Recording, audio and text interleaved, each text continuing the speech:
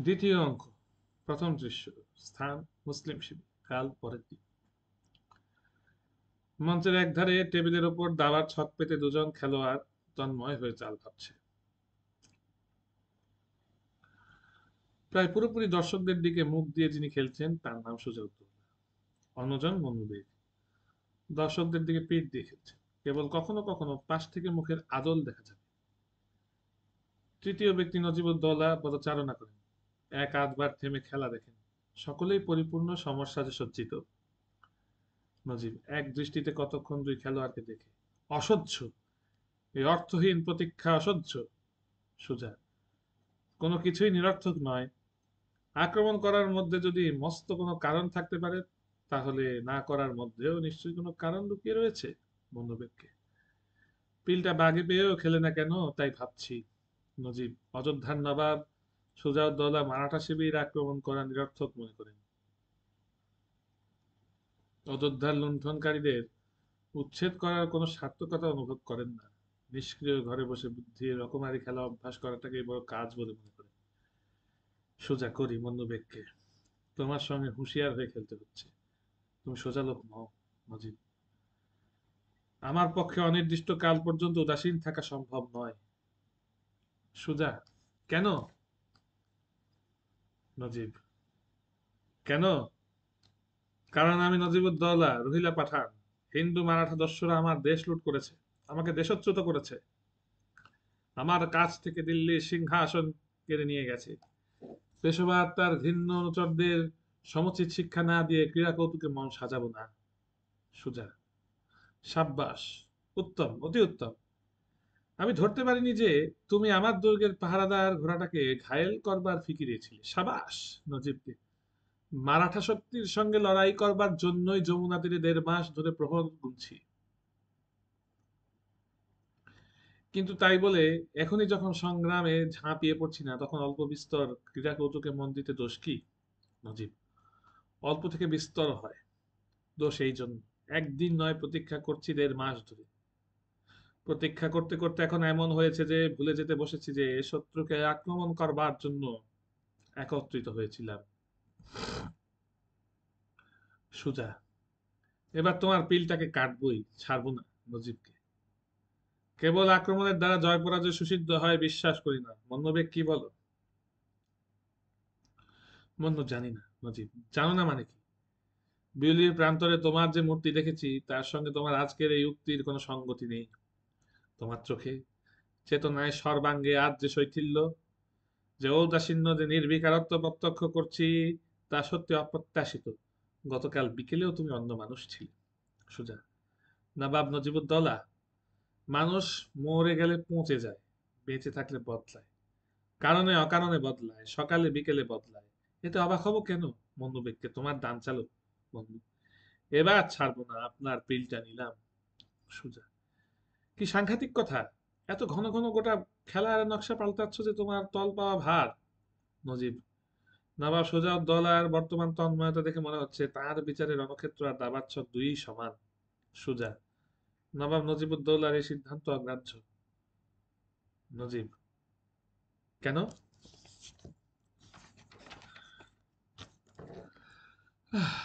সুজা রণে জয়ী হওয়ার চেয়ে দাবায় মাত করা দুরূহতর।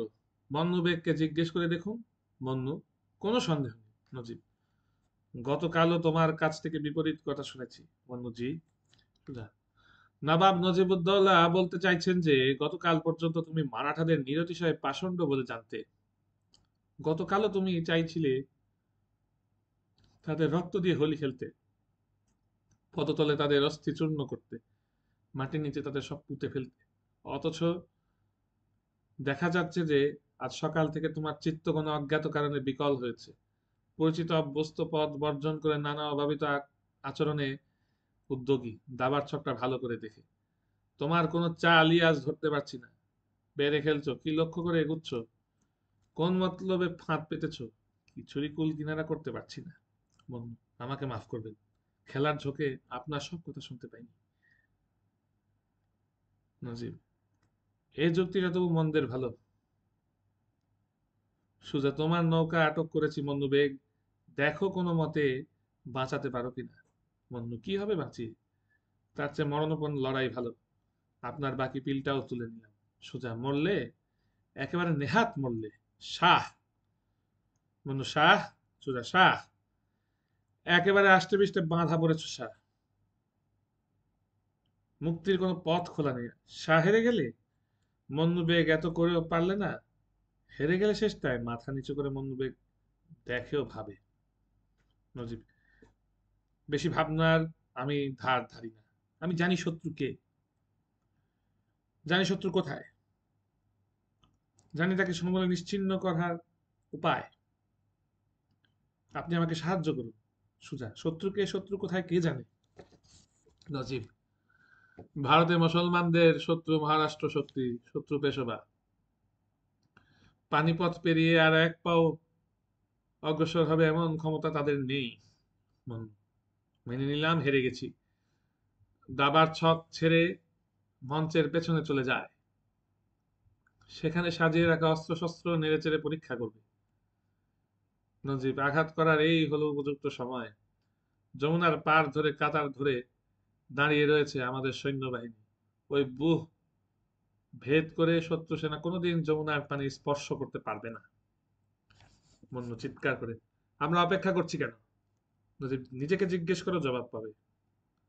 নবাব সুজাউদ্দৌলাকে জিজ্ঞেস করো, অবশ্যই জবাব পাবে।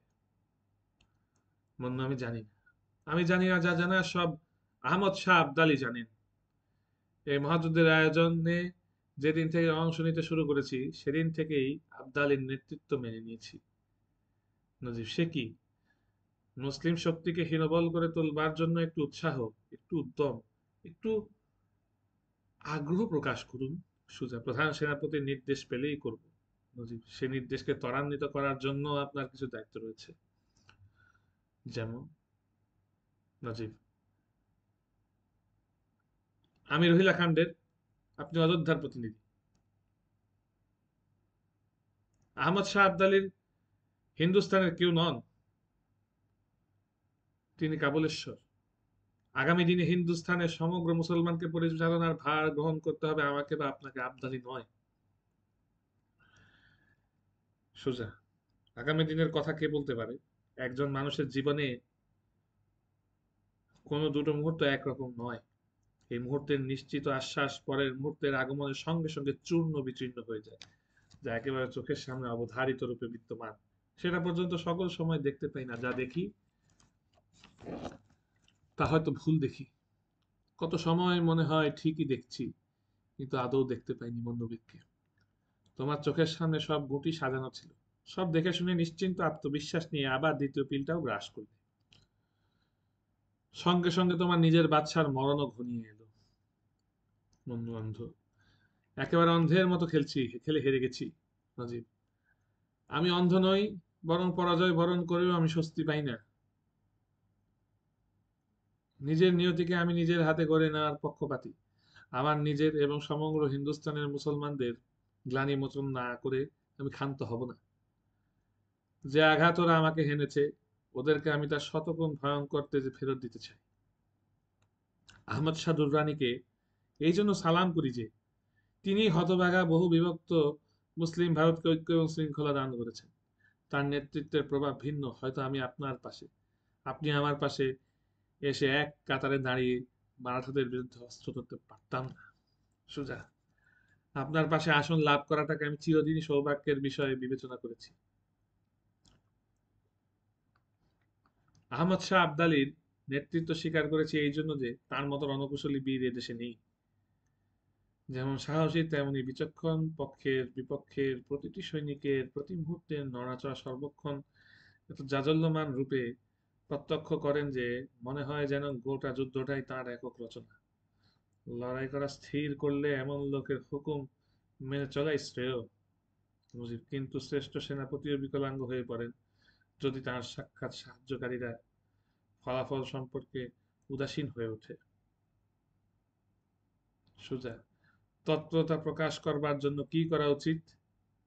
আমাদের উচিত অবিলম্বে এক্ষুনি এই মুহূর্তে মারাঠা শিবির আক্রমণ করা। সুজা, এই প্রকাশ্য দিবালোকে আহমদ শাহ আবদালির হুকুম ছাড়া? নজিব, সে হুকুম যেন আসে তার জন্য তদবির করতে হবে। সুজা, আমাকে? নজিব: হ্যাঁ, আপনাকেও। আপনার বীরত্ব ধীরতার উপর আহমদ শাহ আবদালীর অপরিসীম শ্রদ্ধা। সুজা: সে তার মেহেরবানি নজিব। আমরা আজ তার সঙ্গে এই কক্ষে মিলিত হবার আয়োজন করেছি। সুজা: উদ্দেশ্য? নজিব: তাকে আমরা সম্মিলিতভাবে জানাতে চাই যে আমাদের মতে আর একদিনও বিলম্ব করা উচিত নয়। সম্ভব হলে আজ রাতেই আক্রমণ শুরু করা উচিত। আমাদের প্রার্থনা যে আপনিও যেন আমাদের এই অভিপ্রায়কে অনুমোদন করেন। শুধু অত্যাচারী, লুণ্ঠনকারী, উচ্ছৃঙ্খল মারাঠা বাহিনীকে আমিও ভালো রকম শিক্ষা দিতে চাই। বছরের পর বছর একটা উপযুক্ত সুযোগের অপেক্ষায় দিন গুনেছি, কিন্তু বলা নেই কওয়া নেই, ঠিক আজ রাতেই যে সুযোগ আমাদের জন্য প্রশস্ত হয়ে দেখা দেবে, এ সংবাদ আপনি কোত্থেকে পেলেন তা আমাকে এখনো জানাননি।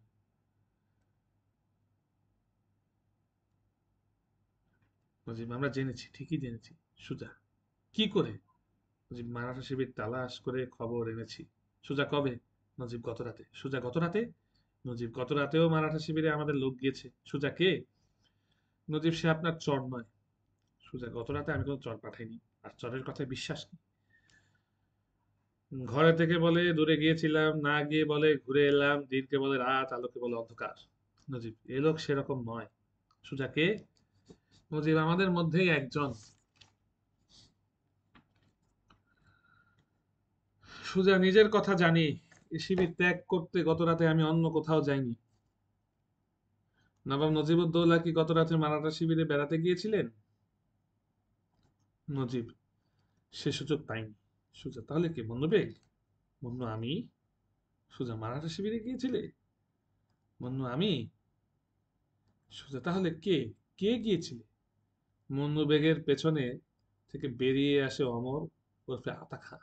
আতা খাঁ: জি, আমি গিয়েছিলাম। সুজা: তুমি? নজিব: তুমি আবার কোত্থেকে এলে? মন্নু: এখানে এসেছো কতক্ষণ হলো? আতা খাঁ: তা কিছুক্ষণ হবে। নজিব: কেন এসেছো? আতা খাঁ: একটা সংবাদ ছিল। সুজা: তুমি কে? আতা খাঁ: জি, চর, আমি গুপ্তচর। সুজা: গত রাতে কোথায় ছিলে? আতা খাঁ: মারাঠা শিবিরে। সুজা: তার আগের রাতে কোথায় ছিলে? আতা খাঁ: আমাদের শিবিরে। সুজা: তার আগের রাতে কোথায় ছিলে? আতা খাঁ: মারাঠা শিবিরে। সুজা: তুমি কি আমাদের শিবির থেকে মারাঠা শিবিরে যাও, না মারাঠা শিবির থেকে আমাদের শিবিরে আসো? তোমার গমনাগমন বিচার করে তো বোঝবার জো নেই, তুমি কাদের গুপ্তচর? আতা খাঁ: জি। সুজা: সেসব তল্লাশ চুলায় যাক। তুমি কি সংবাদ এনেছো সেইটি আরেকবার সংক্ষেপে বলো।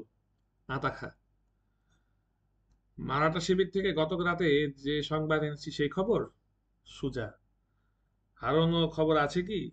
আতা খাঁ: জি, আছে। সুজা: আগে গত রাতেরটা বলো, পরে পরেরটা শোনা যাবে। আতা খাঁ: ওরা মরিয়া হয়ে উঠেছে, বুঝতে পেরেছে যে একটা চূড়ান্ত লড়াই ছাড়া ওদের নিস্তার নেই, রসদের অভাব, যোগাযোগের অভাব, লোকজনের অভাব। বুঝতে পেরেছে যে চুপচাপ বসে থেকে ওরা দিন দিন আরো হতবল হচ্ছে, তাই সিদ্ধান্ত নিয়েছে যে ওরাই আমাদের উপর ঝাঁপিয়ে পড়বে। 2-4 দিনের মধ্যেই হয়তো ওদের কামান গর্জে উঠবে। কে কোন সৈন্যবাহিনীকে কোন এলাকায় আমাদের বিরুদ্ধে পরিচালিত করবে তা পর্যন্ত স্থির হয়ে গেছে। নজিব: তোমার দ্বিতীয় সংবাদটা বলো। আতা খাঁ: মানে? আমি খবর দিতে এসেছিলাম, তা এত দেরি হয়ে গেল যে এখন সেটা দেওয়ার হয়তো কোনো সার্থকতা নেই। বাদশাহ আপনার সঙ্গে সাক্ষাৎ করবার জন্য এখনই এই ঘরে আসবে। বন্ধু: কে? কে আসবেন এখানে? আতা খাঁ: এসে পড়েছেন শশাকরা পৃথিবীর অন্যতম শ্রেষ্ঠ বীর, মর্তভূমির সর্বখণ্ড কাবুলের অধিপতি, ভারতে মুসলিম রাজশক্তির পুনঃপ্রতিষ্ঠার অগ্রদূত বাদশাহ আহমদ শাহ আবদালী দুররানি। সবাই সসম্ভ্রমে মঞ্চের একপাশে কাতার হয়ে দাঁড়ায়। আবদালী প্রবেশ করেন। আবদালী: আল্লাহ আপনাদের আয়ু দীর্ঘ করুক, যুদ্ধে জয়ী করুক, জীবনে সুখী করুক। মনু: আপনি রণে অপরাজেয়, দানে মুক্ত হস্ত, দোয়ায় উদার। নজিব: আপনার শুভেচ্ছা যেন আমাদের গাফিলতিতে বিফলে না যায় তার জন্য আমরা হুঁশিয়ার থাকব।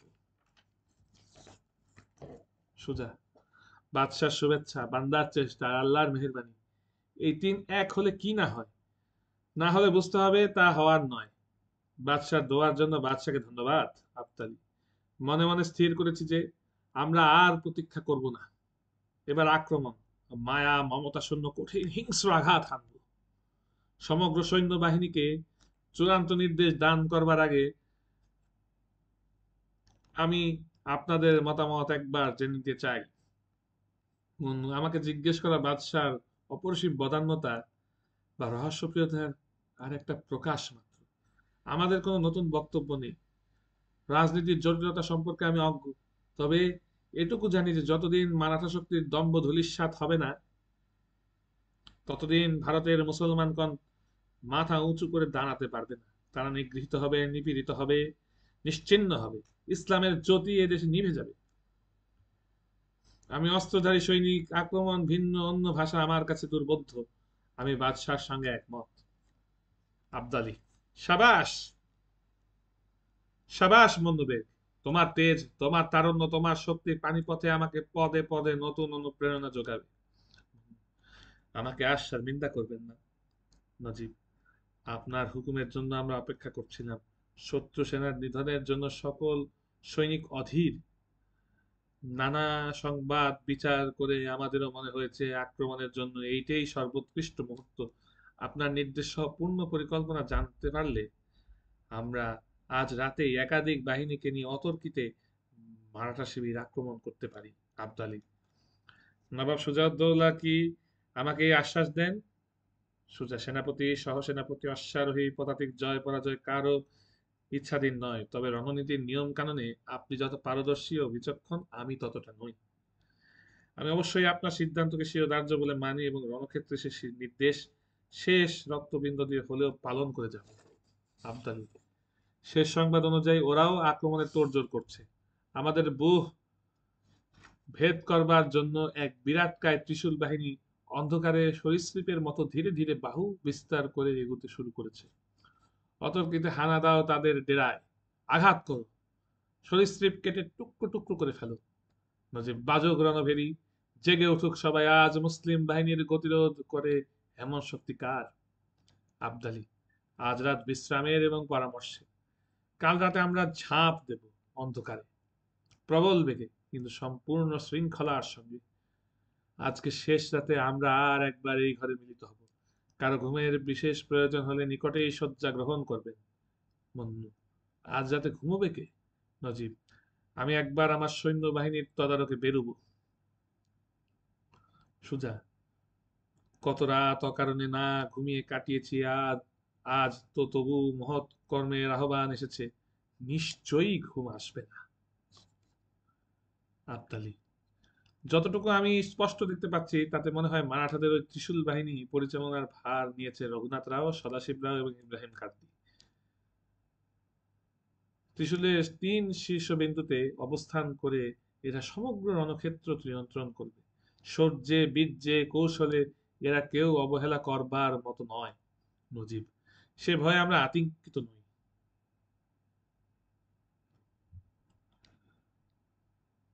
আবদালী, আমাদের অগ্রগতির যে পরিকল্পনা আমি রচনা করেছি তা ওই শত্রুর আক্রমণ রীতির বিপরীত প্রতিকৃতি মাত্র। আপনারা ৩ জন ত্রিফলক বর্ষার মতো শত্রু সৈন্যের শৃঙ্খলা ছিন্ন ভিন্ন করে সম্মুখে এগিয়ে যাবেন। আপনি নজিবুদ্দৌলা আপনার দ্রুতগামী অশ্বারোহী বাহিনী নিয়ে বেষ্টনী করবেন দক্ষিণ প্রান্ত থেকে। তুমি মন্নু বেগ ওদের আচ্ছন্ন করে ফেলবে উত্তর দিক থেকে। আর আপনি সুজাউদ্দৌলা মধ্যভাগে গজারোহী ও পদাতিক দলের অভেদ্য সচল দুর্গ নিশ্চিন্ত পদক্ষেপে এগিয়ে নিয়ে যাবেন, একেবারে সরাসরি ওদের বক্ষ ভেদ করে। নজিব, দক্ষিণ প্রান্তে আমার মুখোমুখি যেন ইব্রাহিম কার্দি থাকেন এই কামনা করি। মন্নু, কে উত্তর প্রান্তে মারাঠা বাহিনীর নেতৃত্ব করবেন কে? সুজা ইব্রাহিম কার্দি, রঘুনাথ রাও, সদাশিব রাও, যেই হোক, কিছু এসে যায় না, সবাই সমান বস্তু। আবদালী, শেষ রাতে আবার বিস্তৃত আলোচনা হবে। ওদের ত্রিশূল বাহিনীর কোন বিন্দুতে কে অবস্থিত থাকবেন সে সংবাদ পুরোপুরি পাইনি। তবে নবাব সুজাউদ্দৌলা যেমন বললেন আমিও তেমনি বলি, যেই হোক তার বাহিনী যেন নিশ্চিহ্ন হয়, তিনি নিজে যেন জীবিত রণক্ষেত্র ত্যাগ করতে না পারেন। খোদা হাফিজ। প্রস্থান। নজিব আতাখাকে। তুমি জানো মারাঠা শিবির থেকে কোনো সেনাপতি কোন এলাকার ভার গ্রহণ করবেন? তুমি নিশ্চয়ই জানো ত্রিশূল বাহিনীর কোন সন্ধিস্থলে ইব্রাহিম কার্দি আমার জন্য অপেক্ষা করছেন? আতাখা। আমি। দক্ষিণ প্রান্ত দিয়ে কে অগ্রসর হবেন আমি এখনো ঠিক স্পষ্ট উদ্ধার করতে পারিনি। বন্ধু বঞ্চনা ছাড়ো, তোমার সঙ্গে কারুকার্য করে নানা ফিকিরের কথা বলার অবসর নেই। উত্তর প্রান্তে কে থাকবেন? আতাখা। উত্তর প্রান্তে মানে সে ঠিক এখনো বোধহয় স্থিরকৃত হয়নি। সুজা, উত্তর দক্ষিণ সম্পর্কেই যখন তোমার কোনো ধারণা নেই তখন তোমাকে প্রশ্ন করা অর্থহীন। আতাখা। জি। সুজা, তুমি যেতে পারো। হয়তো এই শেষ রজনীতে তোমাকেও অনেক কাজ সেরে নিতে হবে। সময় নষ্ট না করে কাজে নেমে পড়ো। আতাখা। জি, আপনার মেহেরবানি। খোদা হাফিজ।